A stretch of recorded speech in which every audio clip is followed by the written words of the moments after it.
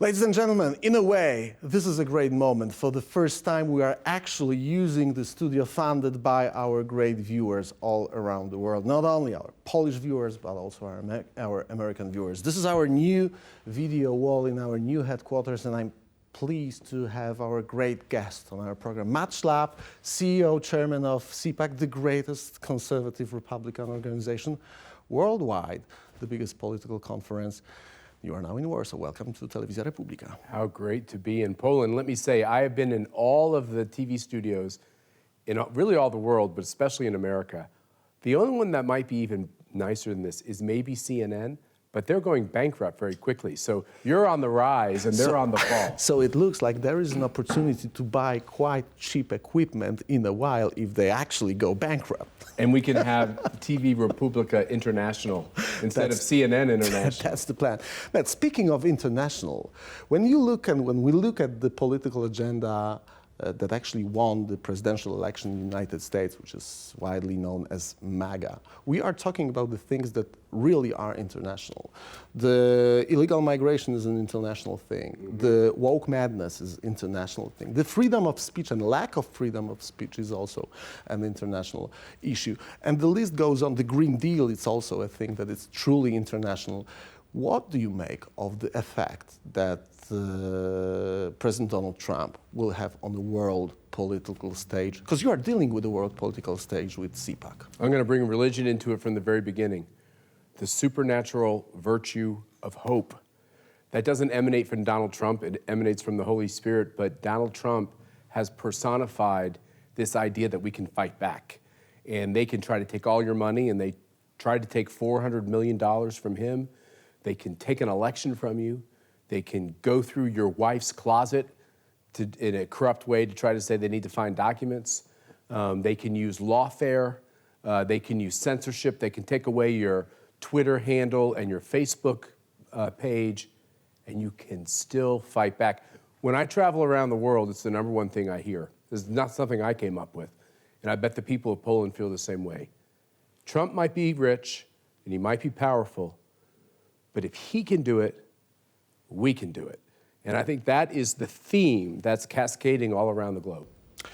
When we look at the political agenda of a different liberal left, post-communist, whatever you call the deep states in the various political landscapes, because there is a deep state in actually every state that is a democratic state, probably not only democratic state, we see that this mad agenda of woke policies, of imposing taxes, green taxes on economies of the states that were doing very well without those taxes, we ask ourselves, what's the point? What is the meaning? Why do they do this kind of thing? So what's your answer?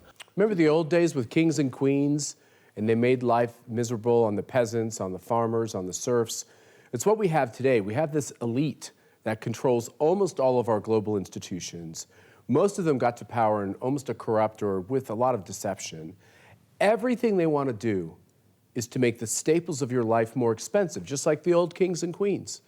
They believe that you should turn to the king for your answers instead of mom or dad or the mayor, right, or the local official. It's all about, in your case, it's all about Brussels. In our case, it's all about all of these institutions that China, quietly runs.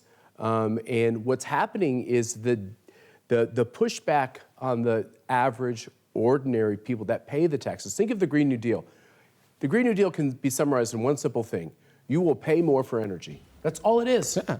And most people think it was designed for this. That was the very reason for which they even designed the Green Deal. That's right. And then the secondary thing, which comes a part of it too, which is what's the number one cost of growing food and producing food? Energy.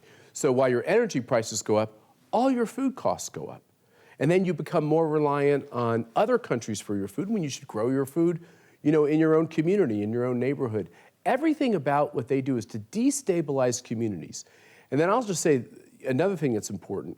They really hate families and they really hate faith. Why? They want to shut them down. Well, I think they hate faith because they're antithetical to God. They believe God is either an old-fashioned myth, or, as Karl Marx said, the opium of the people gets the people riled up, right? So they really want to disconnect us from our faith. Every time we do that, we should wake up and we should pray twice as hard. Because I believe the reason why America was saved is not just because Donald Trump was strong, but because God used him as an instrument to save my country. If Donald Trump hadn't won that race, America would be done. If America's done, I hate to tell you, I believe freedom's done on the globe.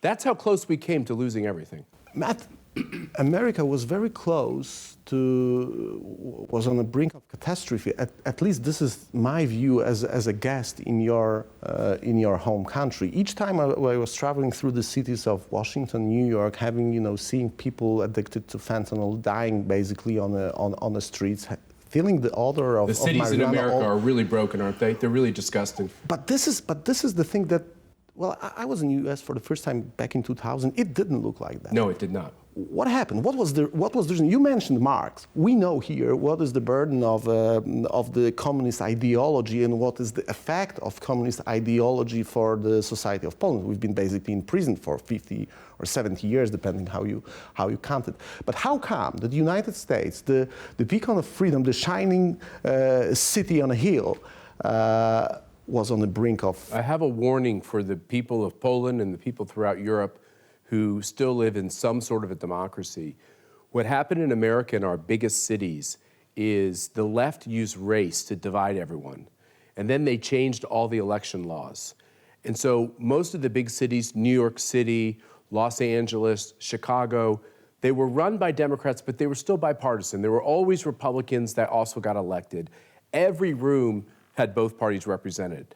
When they changed the election laws, where you don't have to have voter ID, when you can vote for lots of other people and just turn in their ballots, when you can vote through the mail without any security, when you can just turn in ballots, the Republicans lost every seat.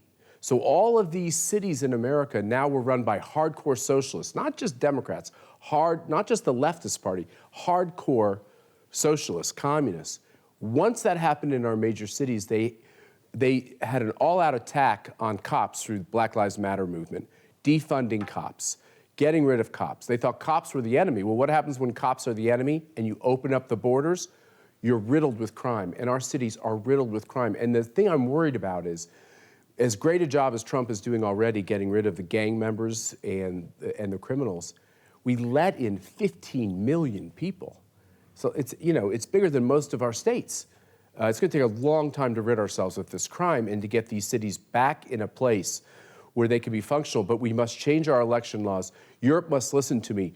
Do not follow the NGOs that change the laws in America and are going to try to change your laws.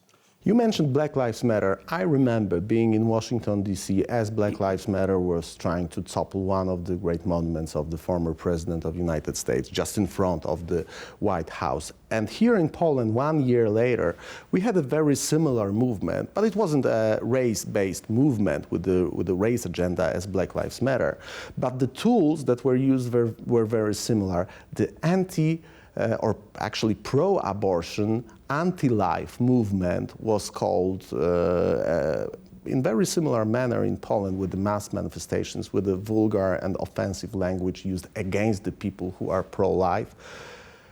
And it actually worked in the way it worked in the US. In the US, it was powerful enough to make President Donald Trump effectively lose presidential race in 2020. Here in Poland, PiS, ruling party, technically won election, but wasn't able to form a government and lost its power. The movements are different, but the tools are similar. What's your take on this international pattern? Because there are many other states where we have a similar so-called grassroots movements, but looks like they're amplified in a way. Well, it starts with the media, so that's why I respect what you're doing here so much. It's so important that people, no matter what their political persuasion, can at least go somewhere to get the facts. The one thing about abortion is it's predicated on the most tragic lie, probably of all of human history, that what's in a mother's womb isn't a human life. They actually still talk about that. While they lecture people like me that I need to listen to the science on global climate change, they won't listen to the science on the unborn life in the womb. And because truth has died in most of these supposedly free societies and free countries, where do you go to get the truth, right, on these basic questions. All of these political movements, whether it's the Green New Deal and the radical environmental agenda, whether it's the end of free speech, whether it's subverting free elections, whether it's the idea of human rights, and human rights starts when a child is knitted in his or her mother's womb, all of these movements are predicated on deceiving masses of people about what the real truth is. And if a democracy wants to determine what their laws are on abortion, why does the left always lie about what's happening? In Ireland, they did this, and they famously changed their laws. I believe in Argentina, they lied about this. They always come up with case studies that are lies. And the fact is, with each abortion, there are always two victims. There's the mother who's probably been lied to, and the child who loses his life. You mentioned abortion, which is a fundamental thing for everyone who is a true believer in God, and for everyone who or science, just or science. science. Yeah, that's true. That's absolutely that's also absolutely true. But my question was a question about the international pattern. Oh yeah, of using the same tools, no matter what the subject and what the substance of the movement is. Because I saw Black Lives Matter with Palestinian flags. Don't know what one got to do with another. Trans flags, LGBTQ along with Black Lives Matter flags, all of those in one place in Washington, D.C. on the Black Lives Matter street, what was called later on. I mean, the same pattern and the same things we see all around the world with some different meanings, but the same way of attacking conservative governments. We know the most wealthy people on the globe are funding these globalist institutions which create fake grassroots movements in all of our countries. They get shipped T-shirts. Some say BLM, then they get rid of BLM. Then it's my body, my choice, then they get rid of that T-shirt. Then it's rights for trans kids, then they get rid of that T-shirt. It's really not about those issues, cynically.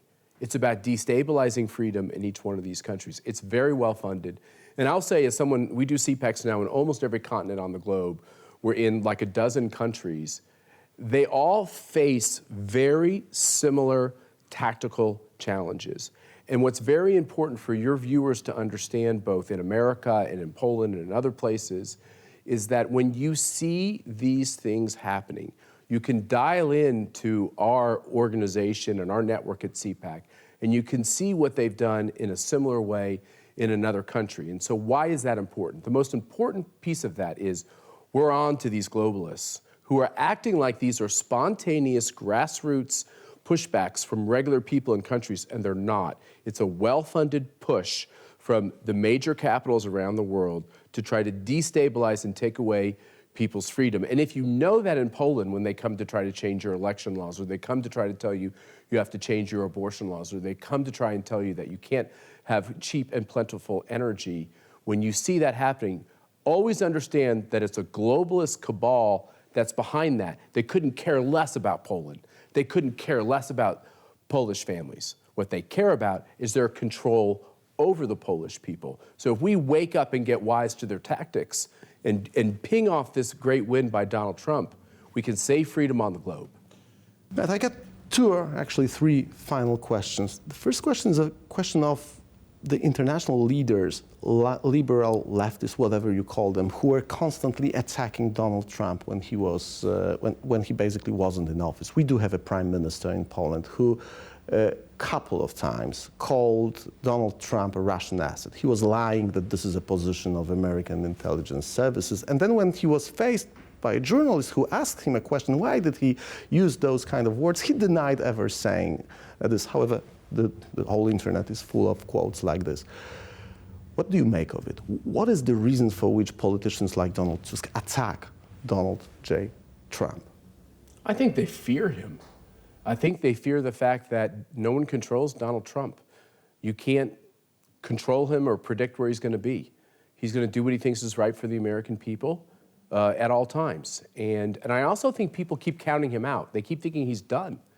They didn't think he could win in 2016. Then you had that terrible election in 2020. Then we had everything they tried to say about him, an election denier and all, being censored and everything. They keep thinking he's done. And I think the smart people have watched Donald Trump and said, There are leaders around the globe, and I'd say Javier Milei in Argentina, Viktor Orban in Hungary. We just had a great conversation with your president here, President Duda. There's only a handful of leaders that are really willing to be strong and stand up for these freedoms, and they have a great commonality. If you believe in freedom, and you see those voices, Giorgia Meloni in Italy would be another one, and then you see politicians that seem like they might grab power. When you see them, they're very brave, because just know, every bit of global financial pressure and political pressure is being weighed on all of them. And despite the fact that Donald Trump is an American president, was an American president, you think that he'd be somehow exempt from that treatment. They did everything they could to break his spirit. Somehow, it didn't happen. The candle did not get snuffed out. We have this great opportunity. So what I would say over the course of the next 2 years, it's really important for all of us who are in our roles. You and I are outside of government, you're in media, my wife Mercy and I are involved in media, but we're also very involved in organizing behind the scenes all of these people around the globe in all of these important countries to make sure that we understand what the best practices and the best tactics are in all these countries. I think we're going to outflank them. I think we're going to have tremendous wins. I think we're going to have to defeat communism a second time, but I think we're going to do it. Before I ask you a question about the CPAC Poland, which hopefully comes pretty soon, I'll ask you one more question about the media. As we speak right now, we are in the middle of studio that is not finished yet. We are in the process of building, of finishing it. But as we speak, Polish government tries to revoke or threaten us by revoking our broadcasting license, tries to smear our the companies that are buying, advertising time here in our station. You've seen that. You've seen things like this. You've seen campaigns like this also in the US. What's your message to the governments and to the politicians who are trying to silence the free media funded by regular people? Well, I want to ping off what my wife said at your conference in America, which is CPAC is going to track you down, and CPAC is going to highlight all of this outrageous behavior. You can't say you're for freedom as you try to stop freedom. And just know that they're trying to do this in America. Newsmax is a great new news brand in America. And there's an entity called NewsGuard that tries to do everything it can to prevent them from getting advertisers. CPAC as an institution is having trouble, always has had trouble with their financial needs and their insurance needs and their banking needs. They're doing everything they can through lawfare at the first step, then depriving you of your economic rights so that you can engage in commerce as the second step, and then to scare the hell out of anybody who would donate to you, which happens to us on a regular basis. As a matter of fact, we've had to take a lot of people that were associated with CPAC and make them anonymous, because not only do they face death threats, but they face financial threats. They're told, their customers call them and say, I can't have you be associated with CPAC. Here's the good news. And as I look at your new studio, do you know what's happened to CPAC ever since they started attacking my wife and me in the institution? It grows. It has grown. And it's just like, you can look at the beginning of the Christian church, the lions, the persecution, the martyrdoms, the church grew. The fact is this, if we really are engaged in something beyond just like our own great lives, and we are engaged in a great struggle, and if that great struggle is God ordained, there's nothing they can do to stop it. So maybe we should stop feeling so pessimistic and so lonely and start realizing, like, pick up your sword, right? Pick up your weapon, express yourself, join this movement, because I think we're going to vanquish them. Matt, my final question. CPAC is an international institution. We are talking for some time about bringing CPAC also to Poland. What would you say to the people who might be interested in coming to CPAC? Why is it worth to be a part of this great movement? Well, I'll be honest with you. My unofficial mascot is the pirate symbol. So there's something very irreverent about coming to a CPAC. There's something that sends a great statement to all the globalists, which is, you think you're in charge. Actually, we think we're in charge. And we think we have a lot of power. And we're going to start coming together. And you can try to cancel us and you can try to shut us down, but we're going to overcome. Just like you're building this studio, we're building this movement. I might be building my pirate ship. By the way, I don't let just anybody get on the pirate ship. You have to be brave, you have to be courageous, and you have to be willing to stand for these principles. It would be our great honor to bring CPAC to Poland. I think the American people feel a very close kinship with the Polish people. We know that the Polish people understand freedom and they understand that America has a special role to play for that. The role America plays under Donald Trump is so distinctly different from what it did over the last 4 years with Joe Biden. America is being America again, and the people of Poland, I think, understand and appreciate that. And I think we need to collaborate together to make sure we got to save Europe, we got to save America, we got to save these important parts of the globe. And I think, I just love the fact that just maybe, right, a mom or dad in Poland is as powerful as that crazy man that runs Davos and wears the crazy clothing, right? Maybe they're more powerful than he is. Maybe one day a speech at CPAC, and maybe it's even true now, is more valuable than a speech at Davos. And that's a great message to finish this conversation at Telewizja Republika. Matt Schlapp, thank you very much for your presence here. Thank you very much for those encouraging, great words and the great message conveyed to our viewers in Poland and in the United States. Matt, thank you very much for your time. Good luck with the studio and good luck with telling people the truth. Telewizja Republika, Dom Wolnego Słowa, which means in English that Telewizja Republika is a house of the free speech.